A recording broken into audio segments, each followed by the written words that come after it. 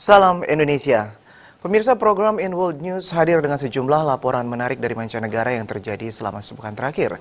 Bersama saya Dwi Priyan, berikut laporan pertama.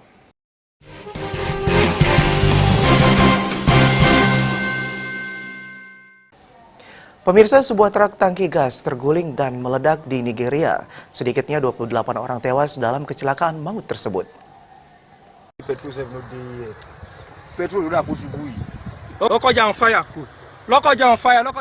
Pihak berwenang di Nigeria menyatakan sebuah truk tangki gas meledak dan menewaskan sedikitnya 28 orang di negara bagian Kogi, Nigeria Tengah. Korban tewas termasuk murid-murid sekolah dan mahasiswa. Laporan awal mengindikasikan pengemudi kehilangan kendali atas truk yang membawa bahan bakar tersebut karena rem mobil tidak berfungsi. Truk kemudian terguling dan meledak, menyedot kebakaran pada banyak kendaraan di Jalan Raya Lokoja, Sariagi. Presiden Muhammadu Buhari mengatakan, polisi dan badan-badan transportasi perlu bersikap serius dalam menegakkan standar keselamatan. Ditambahkan Nigeria tidak kekurangan undang-undang dan regulasi, tetapi masalahnya adalah kurangnya semangat untuk menegakkan undang-undang dan regulasi tersebut demi keselamatan publik. Buhari tidak membicarakan secara langsung mengenai keprihatinan bahwa kecelakaan lalu lintas merupakan hal umum di Nigeria karena jalan-jalan tidak dipelihara dengan baik. Lokoja on fire, please. Pray for Lokoja on fire. This is serious. This is getting serious. Lokoja on fire. This is getting serious. The Daily Post melaporkan 25 orang tewas dalam kecelakaan lainnya di ruas jalan raya yang sama tahun lalu.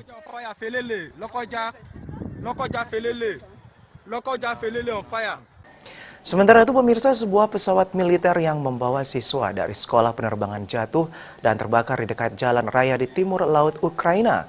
Sedikitnya 22 orang tewas dalam kecelakaan tersebut.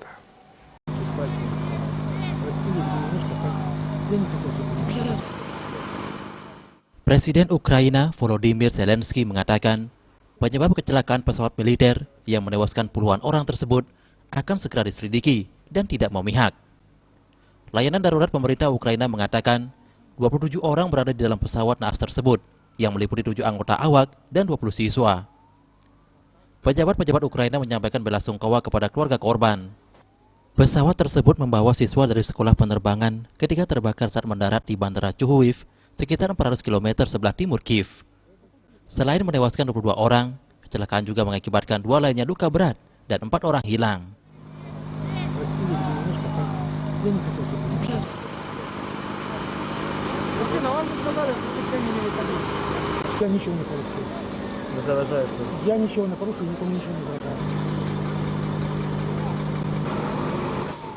Berbagai laporan menyebutkan pesawat tersebut mengangkut awak militer dan sebagian besar penumpang adalah mahasiswa di Universitas Penerbangan yang dikelola Kementerian Pertahanan.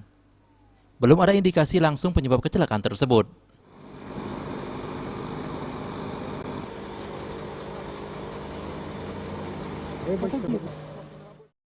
Pemirsa, kami akan kembali ke hadapan Anda, tetaplah bersama kami.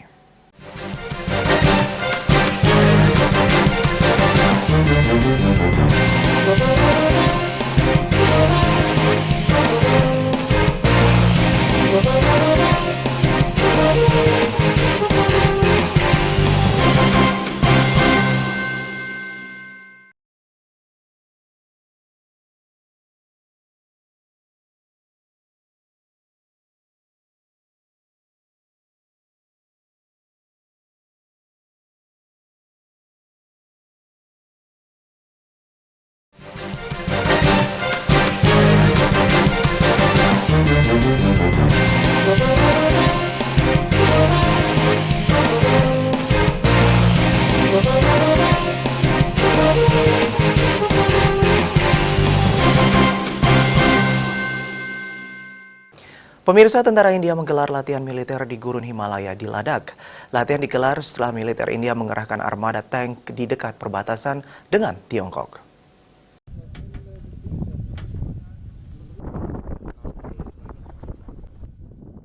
Armada tank militer milik tentara India tersebut berpartisipasi dalam latihan militer di dekat Line of Actual Control (LAC) di wilayah timur Ladakh. Ribuan tentara India dan Tiongkok dikerahkan di sepanjang bentangan perbatasan yang disengketakan di wilayah Ladakh yang berbatasan dengan Tibet.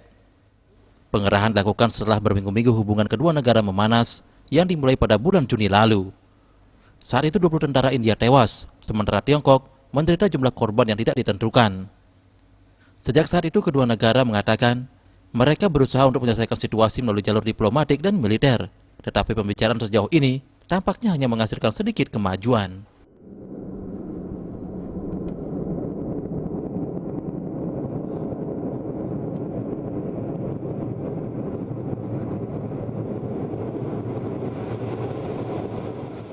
Perselisihan perbatasan antara India dan Tiongkok telah mendidih sejak mereka berperang pada tahun 1962.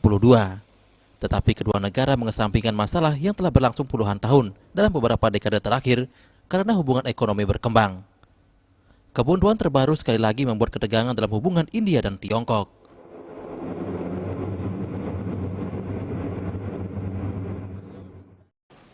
Sementara itu, pemirsa, COVID mendominasi sesi debat umum sidang Majelis Umum PBB yang berlangsung setengah virtual akibat pandemi. Amerika Serikat menuding Tiongkok bertanggung jawab atas pandemi. Indonesia menyerukan kerjasama multilateral. Sementara Sekjen PBB mendesak jangan ada perang dingin baru. Dalam pidatonya dalam sesi debat umum pada sidang Majelis Umum PBB, Presiden AS Donald Trump mengangkat pandemi COVID yang menurutnya diperparah oleh Tiongkok dan Organisasi Kesehatan Dunia WHO. As we pursue this bright future, we must hold accountable the nation which unleashed this plague onto the world, China. In the earliest days of the virus, China locked down travel domestically while allowing flights to leave China and infect the world. China condemned my travel ban on their country, even as they canceled domestic flights and locked citizens in their homes. Presiden Tiongkok diberi kesempatan pidato virtual tak lama sesudahnya. 面对疫情，我们要加强团结，同舟共济，要秉持科学精神，充分发挥世界卫生组织关键领导作用，推进国际联防联控，坚决打赢全球疫情阻击战，反对政治化、污名化。 Mencermati ketegangan antara dua negara besar ini, Sekjen PBB menekankan kerjasama internasional. We must do everything to avoid a new Cold War. We are moving in a very dangerous direction. Our world cannot afford a future where the two largest economies split the globe in a great fracture, each with its own trade and financial rules and internet and artificial intelligence capacities. Salah satu prioritas sidang kali ini bagi Sekjen PBB adalah tercapainya gencatan senjata secara global dalam berbagai konflik aktif. Sidang yang kali ini berlangsung semi-virtual akhirnya justru membuat semakin banyak negara diwakili oleh kepala negara dan kepala pemerintahan masing-masing dalam sesi debat umum. Presiden RI Joko Widodo misalnya menyampaikan pidato mewakili Indonesia pada hari pertama sesi debat umum. Dan ini adalah pertama kalinya Presiden Joko Widodo hadir di sidang Majelis Umum. Mengingat sebelumnya ia selalu diwakili wakil presidennya saat masa jabatan pertama, Yusuf Kala. Tapi ketidakhadiran para pemimpin secara fisik tetap terasa. Unfortunately, some of the most important diplomacy that happens at the General Assembly is what goes on behind the scenes. Everyone focuses on the speeches, but actually leaders value their meetings at the UN as a chance for bilateral meetings and quiet chats they couldn't otherwise have. Now that is all taken away this year. And without that human factor, I don't think this is really going to be a decisively important global event. Dari 70 hingga 80 pemimpin negara yang biasanya hadir, kali ini sesi debat umum menampilkan pidato sekitar 120 kepala negara dan 50-an kepala pemerintahan. Tapi tanpa kehadiran fisik para pemimpin, diplomasi langsung tak bisa dilakukan seperti sidang-sidang selama ini.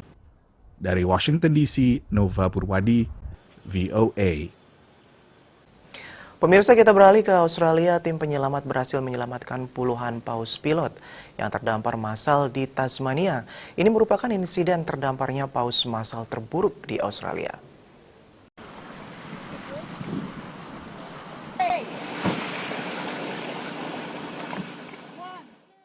Tim penyelamat mencoba menyelamatkan banyak paus yang terdampar di negara bagian Tasmania, Australia. Awal pekan lalu, sekumpulan 270 paus pilot ditemukan terdampar di darat. 200 lagi ditemukan tidak jauh dari lokasi pertama pada tanggal 23 September. Terdamparnya 470 paus pilot di pantai barat Tasmania adalah yang terbesar yang pernah tercatat dalam sejarah negara bagian tersebut.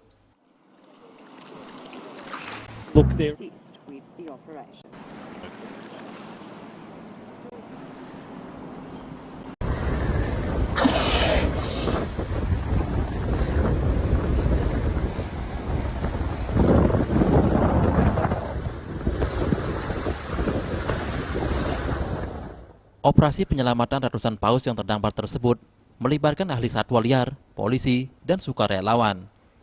Mereka telah berhasil mengembalikan beberapa paus ke perairan yang lebih dalam dan memujuk mereka kembali ke laut. Itu adalah tugas yang menantang. Paus pilot dapat tumbuh hingga 7 meter dan berat 3 ton.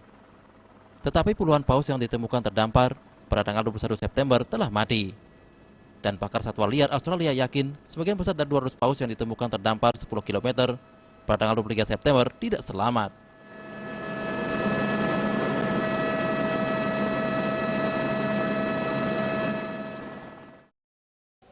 Pemirsa, jangan beranjak dulu karena kami akan hadir kembali ke depan layar kaca Anda, tentunya dengan berita yang menarik untuk Anda simak tetap di InWorld News.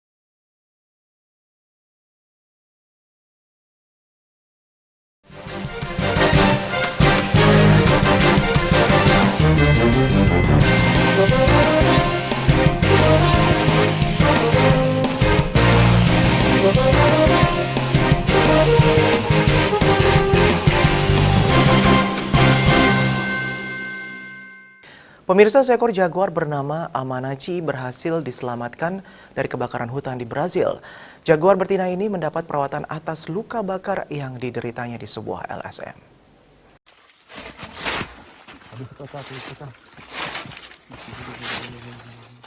Seekor jaguar menerima perawatan setelah menderita luka bakar di sebuah LSM di Brasil saat kebakaran hutan terus melanda negara kawasan Amerika Latin tersebut. Jaguar yang dikurung dan telah dibius tersebut bangkit dengan geraman kesakitan di bagian cakarnya yang diperban akibat terbakar. Jaguar betina berbintik bernama Amanachi ini adalah salah satu dari korban tak terhitung dari kebakaran hutan terburuk yang pernah tercatat di Pantanal Brasil, lahan basah terbesar di dunia. Permata keanekaragaman hayati tersebut adalah rumah bagi populasi jaguar terpadat di seantero dunia. Amanachi adalah salah satu yang beruntung. Diselamatkan oleh sukarelawan, ia dibawa ke sebuah peternakan di negara bagian Goiás yang dikelola oleh sebuah LSM yang didedikasikan untuk melindungi spesies kucing liar yang terancam punah.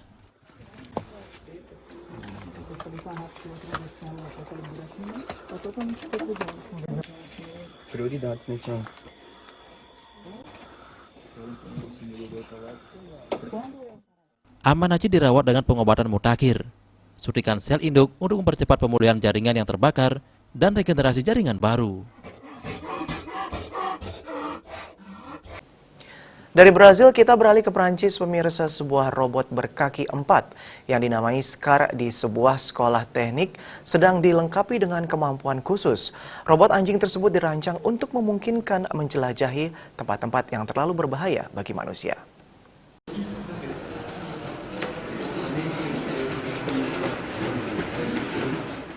Sebuah robot anjing berhasil diciptakan oleh para insinyur di sebuah sekolah teknik di Prancis. Robot bernama Scar yang tengah dilengkapi dengan kemampuan khusus ini memungkinkannya untuk menjelajahi tempat-tempat yang dianggap terlalu berbahaya untuk manusia. École des Mines di Nancy Tengah bekerja dengan organisasi publik dan swasta agar robot yang dirancang oleh Boston Dynamics tersebut bisa melakukan intervensi di lingkungan yang kompleks tanpa membahayakan manusia.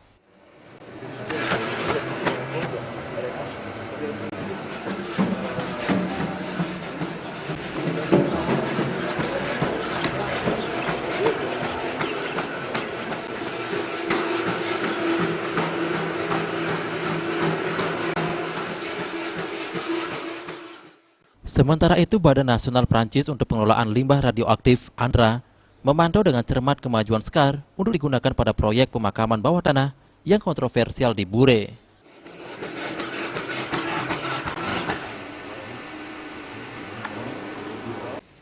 Sementara itu pemirsa, kegiatan lelang termasuk masih bertahan di era Covid meski sebagian besar berlangsung virtual dengan suasana berbeda dibandingkan lelang fisik. Salah satu lelang yang paling menarik perhatian adalah lelang fosil Tyrannosaurus Rex yang unik dan lengkap yang bisa terjual jutaan dolar. Mau beli dinosaurus? Tengkorak Tyrannosaurus Rex alias T-Rex kini berada di rumah lelang Christie's di Rockefeller Center di kota New York, siap untuk dilelang ke siapapun yang mau dan mampu membeli. Special doesn't even begin to describe him. What we have coming up for sale on October 6th is the best T-Rex to come to auction in nearly a generation. He's called Stan. Diberi nama Stan mengikuti nama ahli paleontologi yang menemukannya. Ini adalah salah satu fosil T-Rex terlengkap dan terbesar yang pernah ditemukan. They are incredibly rare. You'd be counting the number of comparable Rexes on your fingers. So we are anticipating international interest in a T-Rex as important as Stan. Our clients from all over the world will come to Christie's on the 6th of October to bid on him. We've got an estimate of $6 to $8 million on Stan, but he is being offered with no reserve. So absolutely everyone has a shot at him. Dengan telah dibukanya kembali museum dan kegiatan sejenis, warga dan pengunjung ke New York bisa melihat langsung dinosaurus ini sebelum dibeli. As long as everyone maintains the correct social distancing, you will be able to come and have a look at Stan. We've opened up the windows to the gallery in Christie's, and you'll be able to see him 24 hours a day from the streets. Bila Stan berusia lebih dari 65 juta tahun, maka produk-produk yang dilelang sebelumnya di Los Angeles, California, banyak yang berasal dari 65 tahun lalu. Saat Taman Wisata Disneyland di Anaheim tak jauh dari LA, pertama beroperasi. Well, some of the items included in this auction go all the way back to before the park actually opened, 1954 and 1953. We have one of the earliest Disney employee badges we've ever seen. They were numbered. Number 1 went to Walt Disney. We have number 10, which went to one of the first employees that ever worked at the park. Things small like that, all the way up to a stretch painting from the Haunted Mansion. That everyone recognizes if you've ever been on the ride. We have an original tombstone from the Haunted Mansion. Tapi untuk mengoleksi barang nostalgia dan bersejarah ini tak perlu menjadi jutawan. From a flyer that might have been passed out in the 50s, pins, buttons, pennants, all the way up to some of the more larger items like a Space Mountain ride vehicle. And prices range from $50 all the way up to $150,000 for some of these pieces. So there's something there for everybody. Karena dilakukan pada Juli, lelang pernak-pernik Disney berlangsung secara virtual lewat streaming. Pemirsa, berita tadi menutup acara In World News kali ini. Untuk mencegah penyebaran COVID-19, ingat pesan ibu dengan selalu terapkan 3M, memakai masker, mencuci tangan, dan menjaga jarak. Dengan penerapan perilaku 3M, Indonesia segera terbebas virus corona menuju Indonesia maju. Terima kasih atas perhatian Anda. Salam Indonesia.